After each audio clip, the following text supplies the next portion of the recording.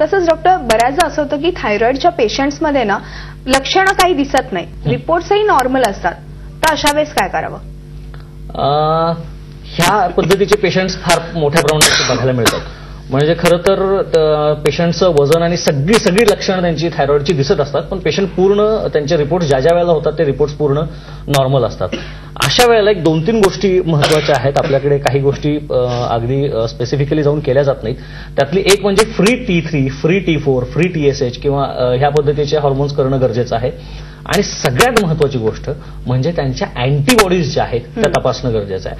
Antibodies म्हणजे काय, तर आपण लहान मुलांना एखादं वॅक्सिन देतो, वॅक्सिन दिल्यानंतर त्याचे जंतू शरीरात गेले की त्यांना मारण्यासाठी शरीर जी रोगप्रतिकारक फळी निर्माण करतं त्याला आपण अँटीबॉडीज म्हणतो.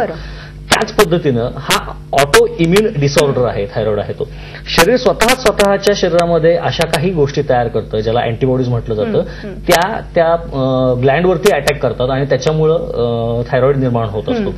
त्याच्यामध्ये मग पुन्हा ग्रेव्स डिसीज आणि हाशिमोटो डिसीज असे प्रकार पडतात.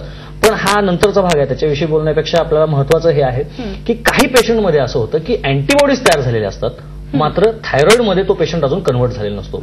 आपण या कंडिशनला प्री थायरॉइड स्टेज असं म्हणू शकतो. सुरुवात असते.